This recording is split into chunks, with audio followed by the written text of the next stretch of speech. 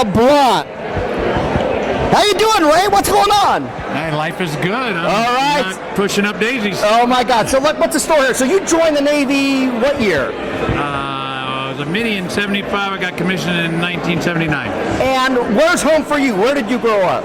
All over. I was a Air Force brat, see? and I mostly Oregon and I'm sorry. East Coast and DC. DC. You're sorrier. And okay, so you went to OCS, you said? ROTC, Oregon State. So and at ROTC, you got orders to go where? Flight school. Flight school at Pensacola. Yep.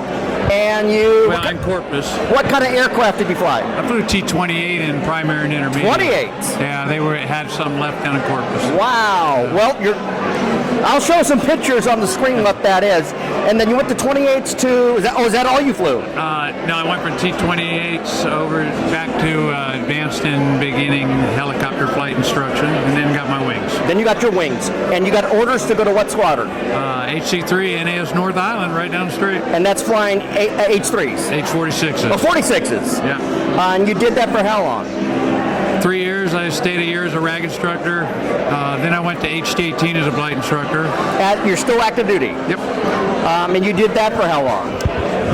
Till November '86. I became a TAR and went to Hal-5. Went to Hal-5. And transition.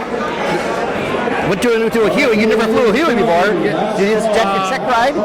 I'd flown it in flight school, and then I just had flown 2,000 hours in an H-57, which a little Huey. You're flying exactly, folks. And then what was your job position as a TAR? When I walked in the squadron, they made me maintenance officer. All right, I'm sorry. Then I was supposed to be the lead transition pilot going to the 60s, and that's what I did next. All right, so transition HCS-5, yep. And you did that for how long?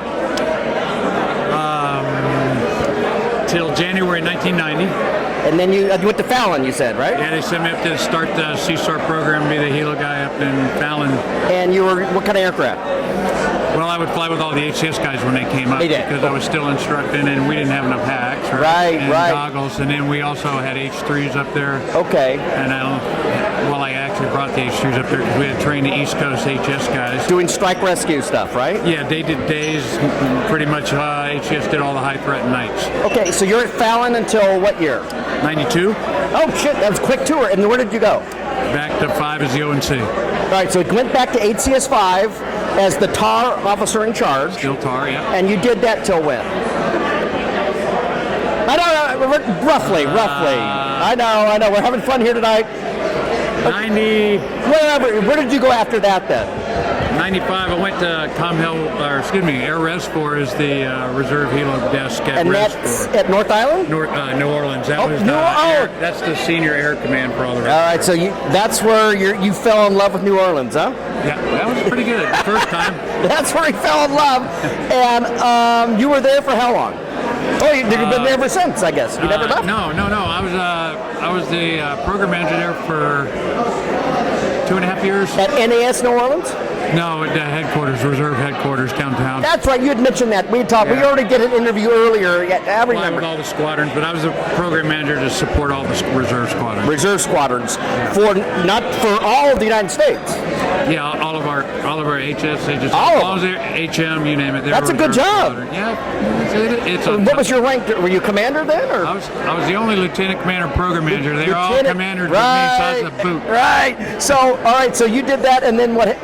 For a while, and you moved on to what? I came back to be XO, then CO of 5 again. So you have a love for Point Magoo. No, actually, you probably went to North Island then. It was all Point Magoo. Still Point Magoo. Yep. Okay, so you're the CO, you're a commander, and you get promoted to a captain, and where do you go? Well, actually, I was too junior. I hadn't come up for captain yet. Oh. So I went to run enlisted TAR detailing back in New Orleans. You went back to New Orleans? Yeah, run the detailing for all the TAR, surface, air, whatever. Oh, my goodness.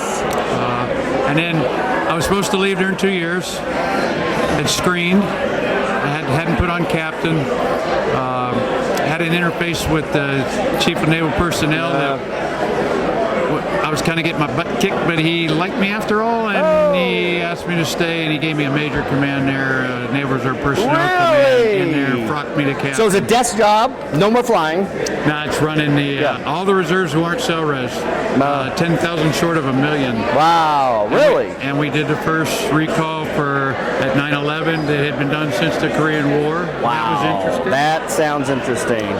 Wow. And we're going to give me another command. Didn't kind of work out in my plans, and I'd already had majors, so I went upstairs and stayed, and I was the Reserve Force IG for 3 years. And you wore a uniform, or no? You did. Yep. And you retired what year? Summer 2005. 2005. And you had how many total good years towards retirement?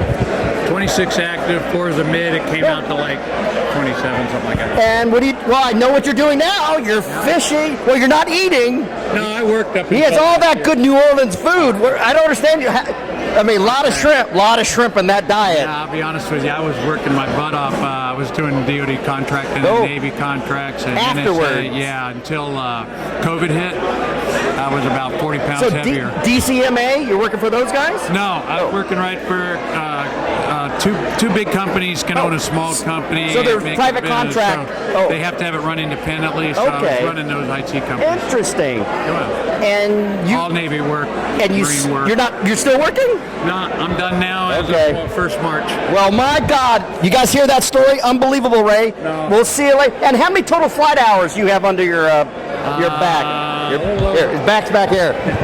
A little over 5,600. That's unbelievable. I know, we're just talking to Jim McCrory, and he said 17,000 hours. Oh, yeah. But he's still flying. That guy's still flying. It's amazing. I have flown with Jim there and back. All right. We'll see you later. Thank you. All right.